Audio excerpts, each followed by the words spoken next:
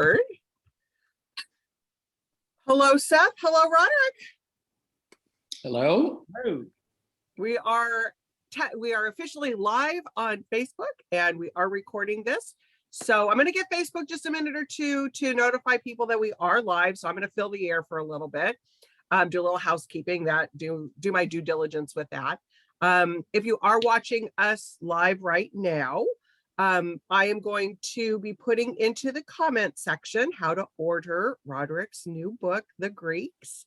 And Seth and Roderick are going to talk for about 35-ish minutes, but during that time, 35, 40 minutes, during that time, if you have any questions, if you're watching this on YouTube, sorry, we are not live with you, so we can't accept live questions from YouTube, but on Facebook, we love audience questions. So if you are so inclined, go ahead and pop your question into the comment section as well, and I will feed that over to Seth and Roderick. Just real quick about Warwick's for Seth. You are a staple here in San Diego, so I think everybody knows that you are our resident expert in conversations here in La Jolla.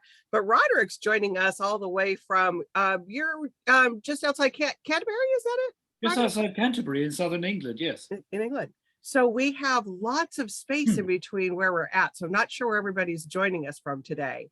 But Warwick's is located in San Diego, La Jolla, California, just a little bit north of San Diego. My little sign there says 1896. Not quite as old as probably some of the bookstores that are around you, Roderick, but we're pretty proud of 125 years. So it's kind of something to be proud of there. So anyways, I think I've given Facebook a couple minutes to let everybody know we're here. So Seth, I'm going to do a quick intro of you, and then you can introduce Roderick for us if that works for you. So Seth Lerer is Distinguished Professor of Literature at the University of California, San Diego. He is the author of 9 previous books and received the National Book Critics Circle Award and the Truman Capote Prize in Criticism for Children's Literature, A Reader's History from Aesop to Harry Potter. Seth and Roderick, can't wait for this conversation. See you in a little bit with some questions. Thank you, Julie. It's a great pleasure to be here virtually and a great honor to be with Roderick Beaton. I've been reading his wonderful new book, The Greeks, A Global History. And Professor Beaton has recently gone emeritus, recently retired from King's College London, but he has been, where he was the Chorus Professor of Modern Greek and Byzantine History, Language and Literature. He has an undergraduate degree from Cambridge in English literature, which makes me feel very good because I began my career in English literature. And there has always been in Roderick's work a strong literary narrative quality. His new book on the Greeks is not just a history, but it really is a story. And it runs from the earliest Bronze Age time to the present. It focuses on many of the highlights that we will be familiar with, of course, but there are many things in this book that will call attention to not just how Greek culture, language, and national identity have changed over time, but in many ways how truly global the Greek experience was. And I'd like to begin this conversation by just asking a very basic question, which is, who are the Greeks? How are you defining them? One of the wonderful things about the book is the way in which I think you come up with a very, not just encompassing, but also finely grained understanding of the Greeks. And if one were to say to you, you know, who are the Greeks in this book? How could we begin our conversation in that way? Well, first of all, Seth, I'm very glad to meet you, and thank you very much for those generous words of introduction. You're absolutely right. I mean, the question of how one defines the Greeks is an absolutely necessary starting point, and I made a point of defining the Greeks, not in perhaps the obvious way in which perhaps most Greeks today immediately think of themselves as belonging to a nation and a people. These, in today's world, are certainly absolute givens.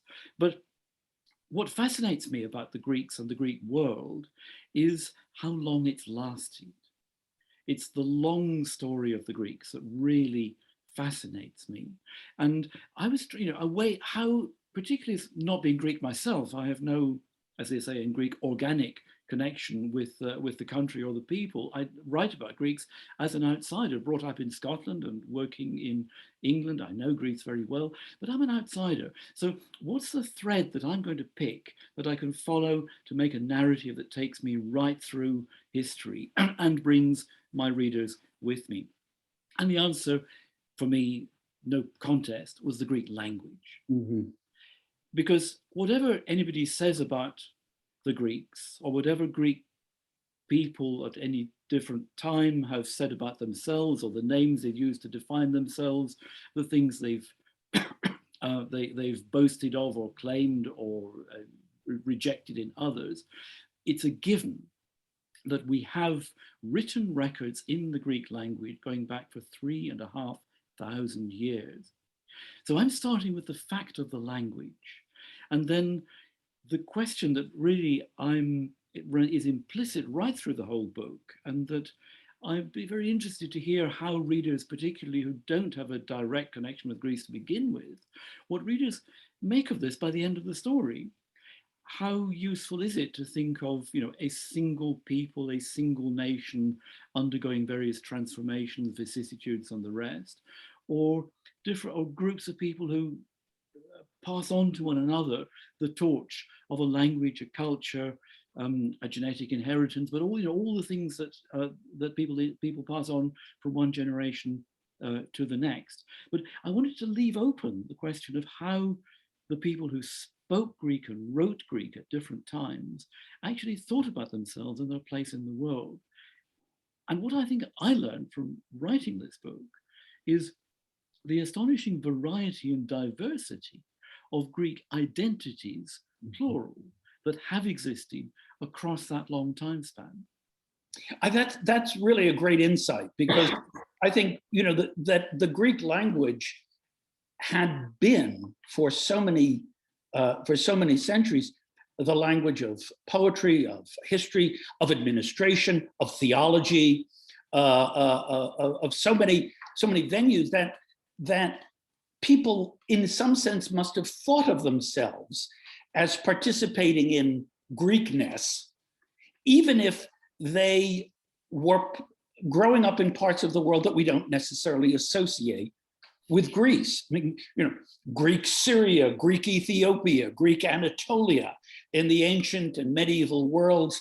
Did these groups, by virtue of living in the Greek language, if you see what I'm asking, do you come to think of yourselves in some way as participating in Greekness?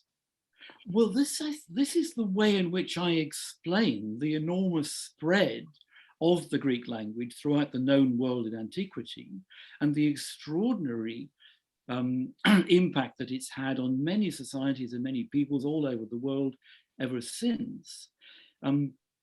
And a phrase that I use repeatedly in different chapters of my book at different historical periods is, in quotes, becoming Greek. Mm-hmm. And that is actually my translation of an ancient Greek verb, Hellenizdein, or Ellenizin in modern pronunciation, which means pretty well literally that, to adopt Greek ways, to assimilate into an admired Greek language and ways of doing things in architecture, in the arts, philosophy, and so on, irrespective of what your own ethnic background or geographical starting point, or even a native language, mother tongue, might be. So it really is about Greek as a language of, as you say, it's a language of culture, of philosophy and the arts, but also very much a language of, you said, administration, to which I would also add commerce. Mm-hmm. I mean, the no Greek author worth his salt, they usually are his, in ancient times or medieval, really ever talks about trade and commerce. But clearly, I mean, we know it was Greek ships trading all over the Mediterranean and the Black Sea. This is what made it possible for these people to, to sit in the sunshine and think about philosophy and write these wonderful plays and epics that we have and admire today. Greek was probably fundamentally, and to begin with, a language of business. And because business was done all over the Mediterranean and the Middle East, among people of all kinds of languages and backgrounds, this is how people, in inverted commas, became Greek in the process. This is a wonderful insight, because I think, for many of my students, I think, and certainly for people our age growing up with a kind of what we used to call a history of ideas story, there is this perception that ideas just are sort of out there and that they float around. But one of the things we learned from your book and from many recent works of history is the history of ideas is the history of business. I mean, ideas travel on trade routes, commerce and exchange. I mean, there is an economy to thought here. And if both the thought and the economy is going on in Greek, it's a sort of fascinating conversation between what we would like to believe in many ways, the sort of Western culture fantasy narrative, that there's something out there, some ineffable Greekness, right? But it's also, it's just the day-to-day life of trade, commerce, and politics. That's right, because the ideas, as you say, I mean, they don't exist in the abstract. They don't float about in the ether. They have to be articulated. They have to find expression, which means they have to take form in a language. And in this case, we might speculate or think about, why it had to be this language, not another. But Greek was the language. It was the medium that was sufficiently flexible, manipulable, that all kinds of people could use it for all kinds of purposes. And I do argue in the book, I mean, I'm not the first person to say this, but I do think it's of fundamental importance that perhaps the first and most original basic reason for that is down to the invention by the ancient Greeks round about the year 800 BCE of a more or less phonetic alphabet, a system of writing, which for the first time in world history actually made it possible economically, with a very limited number of signs that you had to learn, to write down the actual sounds of speech. And I think really everything else flowed from that. Yes, I mean, absolutely. I mean, certainly the arguments of the great Eric Havelock and Charles Siegel, the great historians of Greek literacy, was that, I think for many of our listeners, may not know that ancient cultures had systems of writing, but as you say, they were not primarily phonetic. Their job was not to have a single sign represent a sound. They may have represented pictures, or they may have represented syllabaries, or in the case of let's say Hebrew, they were consonants around which vowel points may have been added. So it became very different. I mean, the thing that my limited experience with, for example, written Hebrew, is that I have no idea what's being said unless I know what it's actually saying. You see, that it's very hard for somebody like me as a non-native speaker to come to a text I've never seen before. Whereas the sort of logic of the Greek alphabet made that possible, if you see what I'm getting at, that one could read something one had never seen. Exactly. And make sense of it. Exactly. And also, yes, exactly. And it also means that someone who lives hundreds of years and thousands of miles away from the originating point of a written record can immediately bring it to life again, as we're still able to do with Homer and Aeschylus and Sophocles, Euripides, Plato, and so on. More than 2,500 years after the time when they lived. That's absolutely, and my experience of travel is that sort of anywhere you go, in the Middle East or in even in Western Asia, one can find Greek letters publicly everywhere. There is, I mean, Alexander made it as far, what is the Indus River, right? There is an Indo-Greek culture there. Well, yes, I mean, even in today's northwest India and Pakistan, for up to 600 years after the time of Alexander's conquests, that Indo-Greek culture, those Indo-Greek kingdoms, continued to exist. And there are some wonderful coins that have been discovered, which have Greek writing and Greek, a ruler's head in the Greek style on one side, and on the other, it's Sanskrit and the symbols are Buddhist. These lasted, as I say, for something like 600 years. That's twice as long as British colonial rule in the same part of the world lasted in more modern times. It certainly puts things in a remarkable perspective. I think that's true.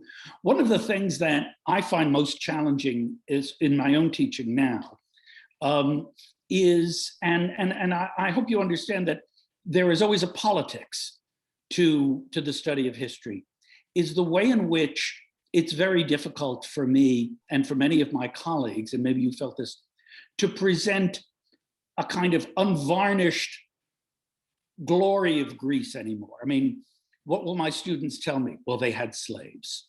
Well, there was ethnic division. Well, is Greek democracy really fully participatory democracy? How do we respond to that? If you understand what I'm asking, that this sort of critique now of Greek legacy. Yeah, I mean, I understand absolutely. And I mean, one of the things I say right at the beginning of the book is that I don't want to single out the one civilization that is truly foundational for the whole of Western civilization, the one that flourished mainly in Athens and other city-states around the 5th century BCE.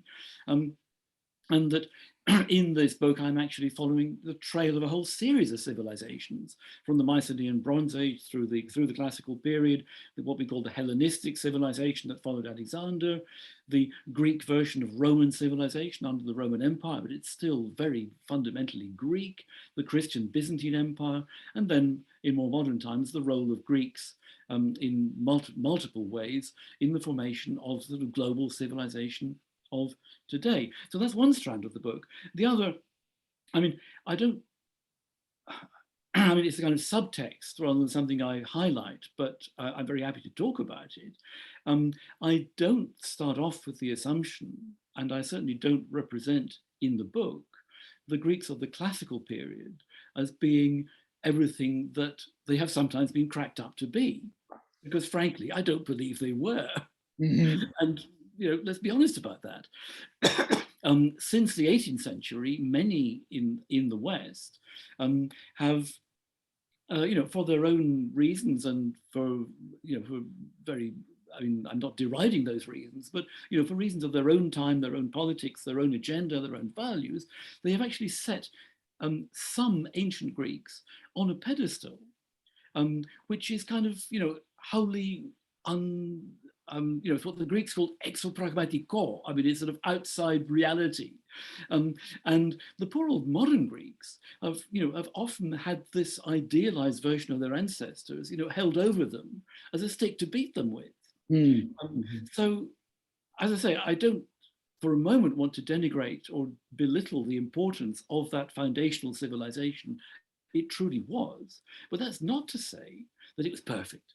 It wasn't. As you say, they had slaves, they had pretty unreconstructed ideas about gender.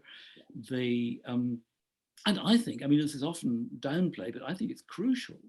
They invented politics, and we owe them all of, civil administration, democracy. Yes, they had that in a very pure, some would say, extreme form, but they totally failed to invent diplomacy or international relations. They never worked out a way of living with each other in the political communities, which were way ahead of their time internally, but externally, all they could do was slug it out on the battlefield.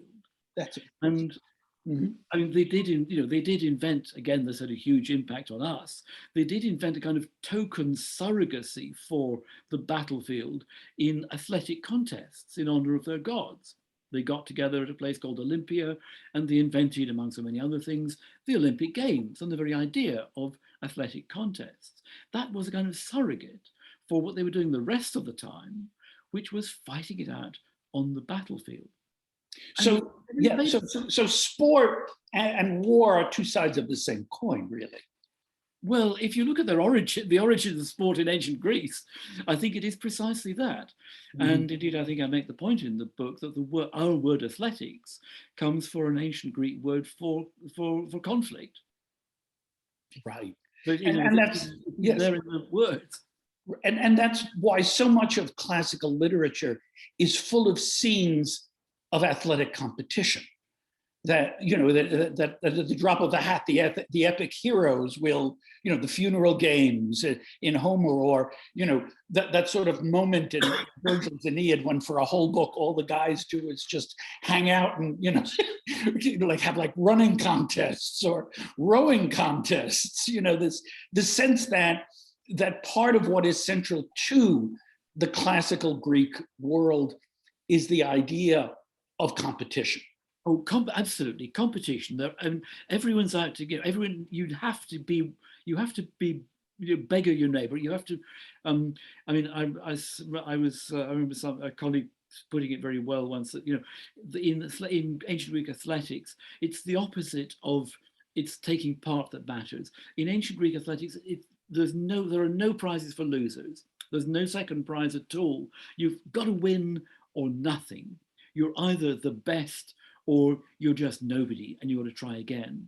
And there's a whole genre of poetry is devoted to celebrating the winners and the excellence. The Greek word arete, or arete in modern pronunciation, it means excellence, but it's sometimes translated as virtue, but it has a competitive edge, which the Christian derived term virtue does not. Yes. The Greeks are constantly out to be one better than everybody else. So it's a kind of, you get a kind of pyramid effect. Everybody's scrabbling to get up the tree, reach the top. Right. Well, certainly, I mean, we owe Greek drama to that competitive world, right? I mean, it's not as if dramatists were writing these sort of autonomous, beautiful aesthetic artifacts. The Greek drama survives as part of competitions, right? Yes, I mean, we think of going to the theatre for a relaxing evening at the end of a busy day. The Greeks, on certain days of the year, the entire male citizenry piled into a theatre which might seat 15,000 people. They arrived before dawn and they left at dusk. They watched dozens of plays, one after the other. And they were represented by judges who then had to decide on their behalf who was the best. And actually, unlike athletics, come to think of it, in the competitions for drama, there was first, second, and third place, so that's recorded. There was some honor, at least, for the runners up. Right. But it was intensely competitive, and of course, so many of the whole nature of tragedy is about heroes competing, not so much with external enemies, but against each other. Yes. It's the hero, and it's his own. Traditionally, it's his own worst enemy. It's his own very excellence that turns against him at the end, or he exceeds the limit, and the gods come down on him. Right. But it's all about striving to excel, to be even better than anyone else. And I suppose the other thing to bring into that is this: the Greeks didn't have a word for humanism, but what we call humanism was at the center of this. It's a bit of a cliche, but the phrase attributed to various ancient philosophers, "Man is the measure of all things." Yeah. That really does, I think, lie at the end, at the center of it. It's not the gods, it's not the ruler or the king or some mighty power. People are in awe of the gods, but the center of what really matters, what you can do something about, is the human. And the purpose of human life is to perfect, so far as one can in an imperfect world, the human. Well, I think this is so wonderful because it's so nuances, I think, are our Western default sense of the Greeks. But I think one of the great things about the book too is that it goes into great detail about centuries of Greek language, culture, and life that I think many of us don't know much about. I mean, the medieval world, the world of Byzantium, of Constantinople, of the Roman East, and the early modern world of Greece. What do you think of as the takeaway of this sort of post-classical Greek experience for us? Well, it's huge. And of course, the reason that most, particularly in our academic world, academic specialism is part of our role. Mm-hmm. And inevitably, it's often said, academics know more and more about less and less. And I confess to you, I mean, I felt a great sense of risk taking in writing this book at all. But it was a book in a way I couldn't have written while I was in post. It was a reward to myself, if you like, for retiring. But even so, it's with great trepidation that I ventured into the territory of many esteemed friends and colleagues with whom I've had conversations over many years. But for the first time, here was I risking putting pen to paper on their territory and their specialism, which isn't my own. For the record, my own academic specialism is modern Greek. History, language, and literature. And I actually, you gave the clue in your intro there, I actually come from English literature. So I am by training a scholar of literature, not of history. And it's really through studying modern Greek literature, that I've become more and more drawn into the ambit of historians, and to the point of finally writing history, because I, particularly studying the particularities of Greek literature, I learned very early on that it just doesn't mean anything divorced from history. Literature for me is deeply embedded in history, and indeed one of the engines of history. But that wasn't quite what you asked me. You were talking about the no, but that's wonderful. That's just thank you. But you were asking about the takeaway from all the non-classical bits that people, certainly with who know about classical Greece, may be quite surprised or I hope interested to read about. And I mean, the short answer is the variety. That the Greek language continues.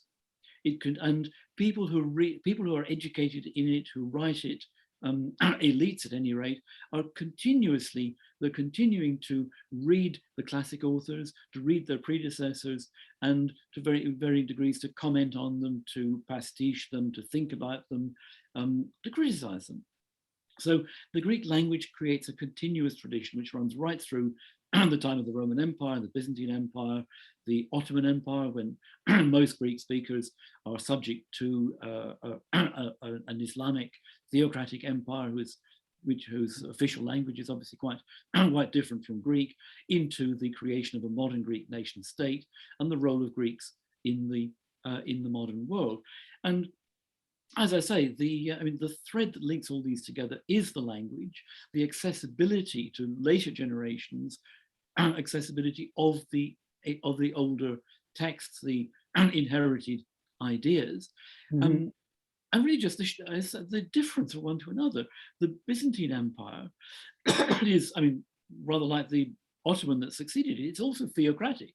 It's intensely Christian, it's proselytizing, it spreads the Christian gospels to neighboring peoples, notably the Slavs of Eastern Europe.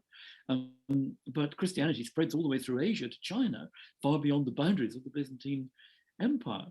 Then you've got Greeks as a subject people in the Ottoman Empire, but again, they're doing creative things within that empire, and latterly they're also resisting that empire.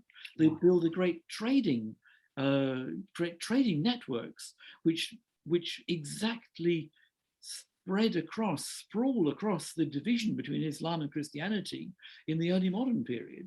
And in that way, I think, is laid the foundations of the legendary Greek shipping empires, in inverted commas, of modern times. These are all part of the same story. Right. So, October of this year was the celebrated 200th anniversary of Greek independence. I think it was October, yes? Well, it's March is the month of the Yeah. month of the official celebrations. Right. The revolution of 1821, 200 years ago, began in the spring of 1821. What can we, there's so much that has been said, so what can we learn from the Greek independence movement? I mean, what is the sense in the book? Is it a culmination? Is it part of this? I mean, it's part of the larger story, but I guess, how is the Greek independence movement distinctive? I mean, I don't know that it's unique in the 19th century, but it's certainly distinctive. Well, it's far from unique, but one of the things that I think makes it distinctive is that it's the first of many such movements that was entirely successful in the old world of Europe. Mm-hmm. The Greeks were following the example of you guys in the United States in the 1770s, 1780s. The attempt of the French Revolution, but the French Revolution failed after the Napoleonic Wars, at least in the short term.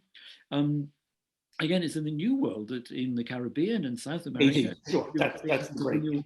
Wars from Haiti in 1804, I think it was, through the South American wars of 1811 to 1825, if I remember correctly. It overlaps with the Greek struggle, but Greece, recognized by international treaty for the first time as sovereign and independent in 1830, sets the trend for the rest of the European continent. Right through the 19th century and the 20th century. And I mean, I think something that people tend not to, we tend not to think of these things in the same breath, but the emblematic national unification movements that define later European history in the 19th century are those of Germany and Italy. Yes. They begin in the 1850s, gather momentum in the 1860s, and both culminate officially in statehood in 1871. Well, the Greeks got there in the 1820s, and their statehood was recognized for the first time in 1830, ratified with formal boundaries and a monarchical system in 1832. So the Greek Revolution lays the foundations. The ideas of national liberal regeneration, creating a nation state, have been around in Europe for some time. They didn't originate in Greece, but the Greeks were the first people to realize them.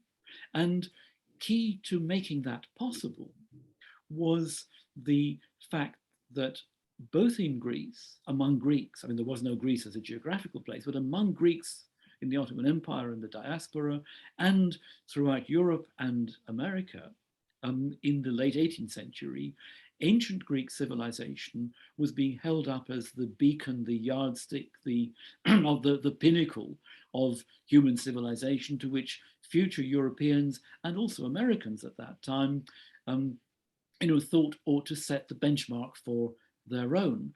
And that Greek revival presented an international context that Greeks themselves, as the natural inheritors of the language, were able to plug into. And they, I think, were highly effective in mobilizing support from individual volunteers and latterly even from governments abroad to support their claim for independence as precisely the heirs and successors of that civilization of antiquity. But to pick up something else you asked me just now, Seth, I don't see that as a culmination. Mm-hmm. That is indeed the way in which the national history of Greece today has been created, constructed since the 19th century for very understandable reasons. But I would rather see that as being the by no means inevitable confluence of influences that came together in the early 19th century that no one really could have predicted, that need not have happened in that way, but did happen in that way with enormous impact, and one which has totally reshaped Greek identity and Greek culture ever since, but also the role of both modern and, I would argue, even perhaps ancient Greece in the global context. Mm-hmm. This is wonderful, because I think that you know, what many of us who have gone through and who teach in these, as you say, traditional or siloed ways, we really haven't written Greece into the 19th century story of European nation state formation, perhaps in the way we should. Well, that's a flag that I'm flying. I'm up there, and I'm glad. So thank you for giving me the opportunity Yes. to say it to a different audience, perhaps. But no, I mean, this is as you say, the year just finished has been an anniversary year, and the Greek state and Greek communities all over the world have been commemorating and celebrating the 200th anniversary of that, that, you know, for them, seismic event. And again, as an outsider to Greece and Greeks, I mean, it seems it seems to me that the lesson that everyone else can learn from those events and this anniversary is that actually that revolution by Greeks and the creation of a small Greek state in 1830 is actually a foundational stepping stone towards the creation of certainly of modern Europe, and in many ways of the modern globalized world. That to me is the real, that is the takeaway. That's the revelation, I think, for many students of modern history and for many of us today. You know, one of the things that you and I briefly corresponded about, and that struck me about this book, is not only the way in which, you know, it deals so intensely with individual periods, but as you were talking about your own process of writing, this is an example of what I think of as like big history, you know, and I think of this book along with David Abulafia's book about the Mediterranean, or Ian Morris's books about the West, that we've both lived through different ways of doing history and different attitudes towards what it means to be, quote unquote, a historian, or what it means to be gatekept, as it were, or gate-kept into and out of. And I think there is a trend now in this big narrative, the grand récit, once again, in a way that fell out for a long time. And I'm wondering if you know, either personally or professionally, see this as the next step in being a historian and getting people to read history in a new way. Well, I mean, first of all, I mean, thank you for these, you know, these very flattering comparisons. And I was actually very, I mean, I was very touched that Ian Morris, whom I've never met, did write a very generous blurb, which appears in the inside the book. But I do very much admire that style of what you call big history. And I think I mean, inevitably, you know, there are. I mean, let's just call them fashions. That's kind of what they are, I think, in the academic world as in others. But I mean, in history, as in I think probably all arts disciplines, there was a time in the 1980s and 90s when you know, this was the sort of theory wars, and you know, before we had the culture wars, we had the theory wars, and they were a bit more esoteric, but you know, they certainly divided campuses, and you know, history was really not meant to be a story at all. It was meant to be scientific. It was meant to be analytical. It was meant to be, you know, the Annales school from France. It was meant to be very, very, you know, very sort of theoretical. And it was almost bad taste. I mean, I remember my predecessor in the chair I held at King's, he retired in 1988, and he was a professional historian. And I remember him saying, you know, one of his straplines was, you know, he believed that history is about people. Mm-hmm. And I was thinking, well, about the time when I became a professor, if I'd been writing history at that time, you know, I wouldn't really dare to say that in public. Mm-hmm. But now it's come full circle. It's absolutely about people. It's certainly about events.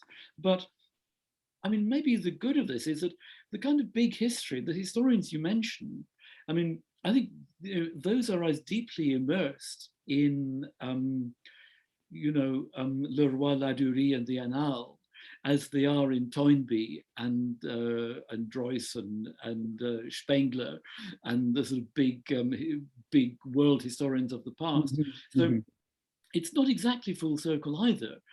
And I think it must be to the good that we are, yes, we are once again kind of at liberty to write stories about people and events and what they did. And I think it's terribly important that history, however it's written, should be accessible to people who are not professional historians. I mean, we need the cutting edge of the new discoveries, which can be highly scientific and highly specialized. But I mean, if history is not a story, really, it's nothing. Mm-hmm. So it's got to be accessible. It's got to communicate. We can't just be talking to ourselves in a silo. And I mean, I take my hat off to those and other historians, those historians you mentioned and many others, who are risking writing, big stories about big things. But I mean, these are the things that in today's world, now perhaps, more than at any time, we ought to be thinking about. And I think it's a very good thing that people are thinking about them. Thank goodness there are readers for these books. Warwick's book, Stationery, Office Supply and Gifts, I'm looking at on the screen. This is part of what you are doing. Well, that's right. And thank you. Well, and I think that, I mean, if anything good comes out of our pandemic and our quarantine, it will perhaps be a renewed attention span for books and for reading and for ambitious narratives. And, just speaking personally, I've always believed that the best training for writing history has been the study of literature.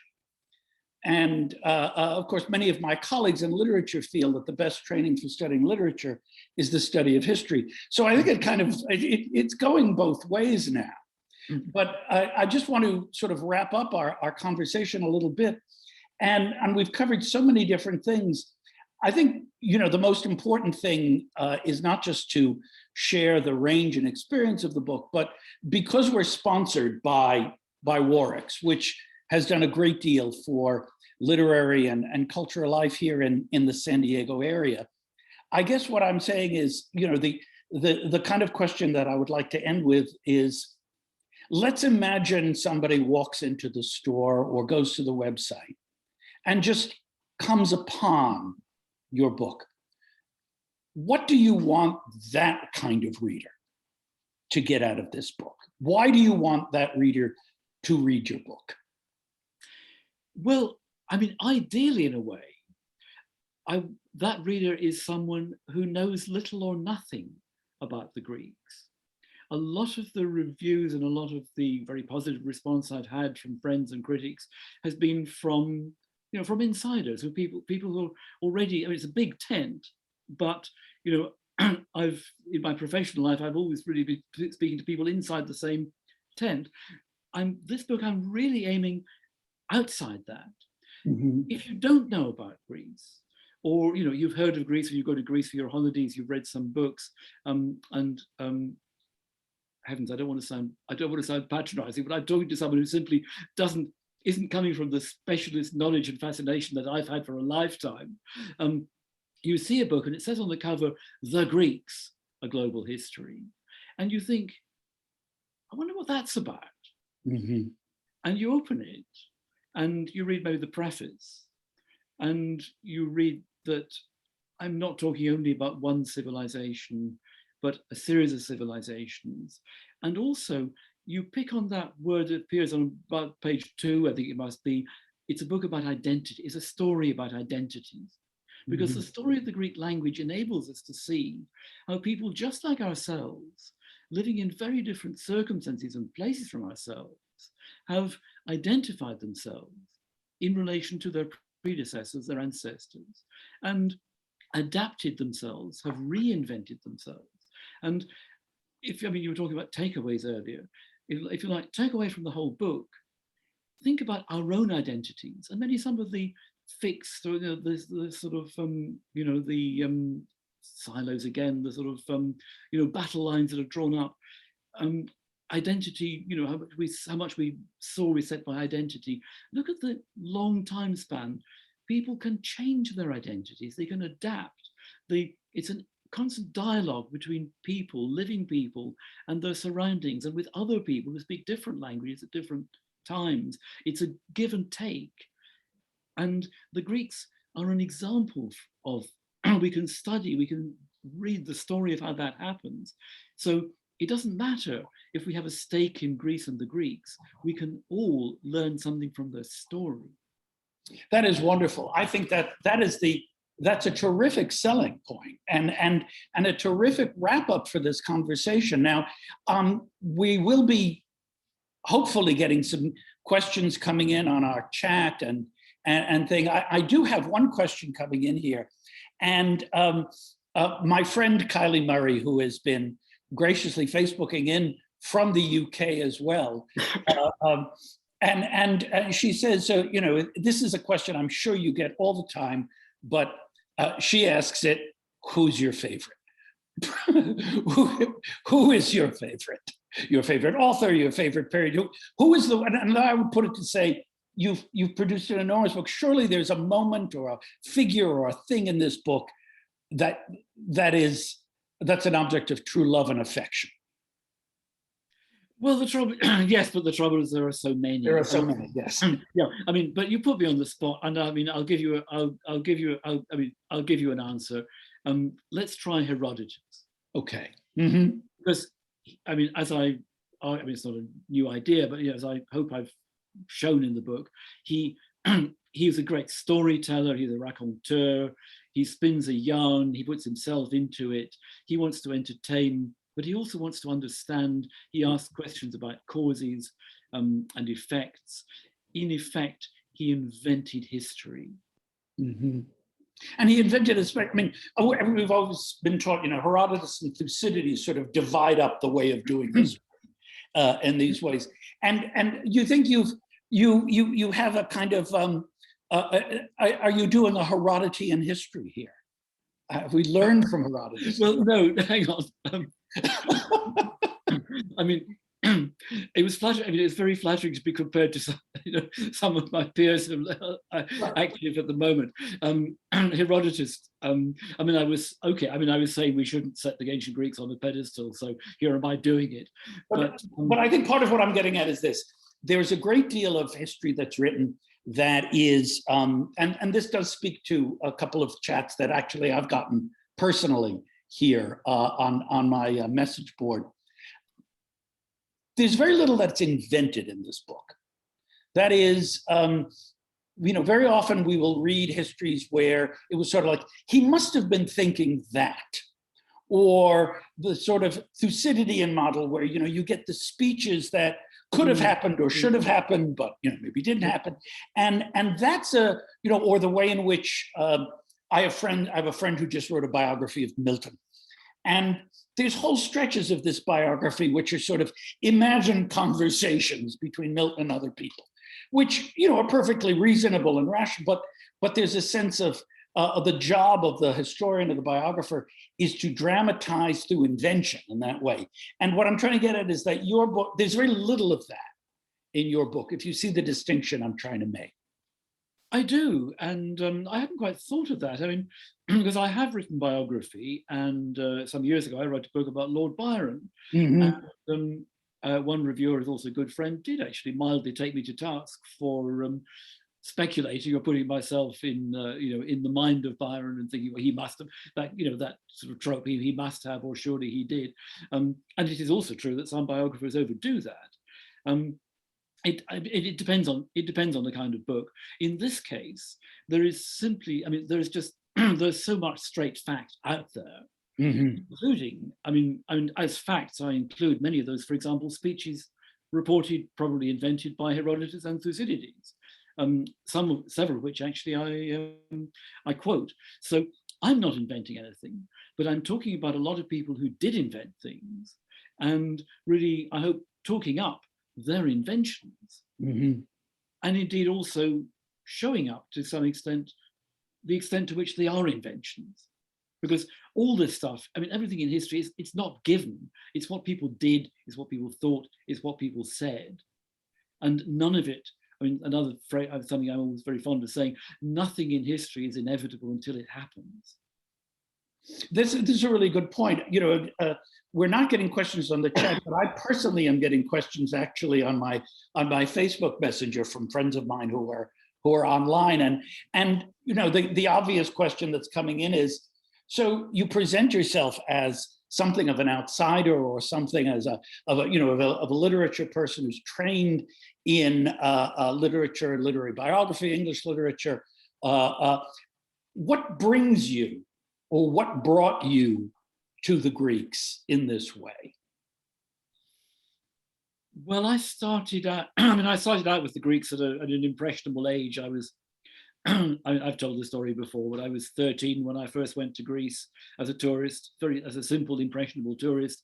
And at the same time, I had chosen to become one of a very small group of students at my school, my high school, who everybody did Latin in those days, but ancient Greek was an option, and very few people took it. I wanted to learn ancient Greek, and from the very first day, I loved ancient Greek. It was the most difficult subject, but it was always my favorite subject, and it was always from the very beginning bound up with this experience of cliche, absolute cliche, if you like, going there as a tourist, the sea, the sun, the people talking very loudly, people being very friendly, very extrovert, the Mediterranean stereotypes. But you're 13 years old, you come from the northwest of Europe in Scotland. It really hits you, and from that moment, I was hooked. I was always going to do something with Greece and the Greek world, and exactly what and how it was going to pan out could have gone in many different ways. In the end, I chose to specialize in modern Greece, and since I studied English literature, it followed I was going to study literature rather than history. But I've always been fascinated by history, and that's where I've got to now. Mm-hmm.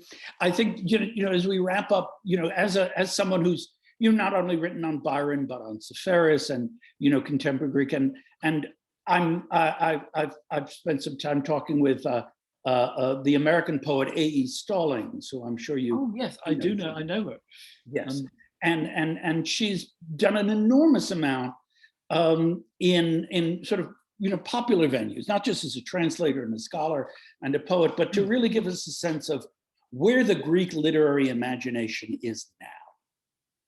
And I would just want to ask, for anyone interested in reading Greek literature now, where should we go?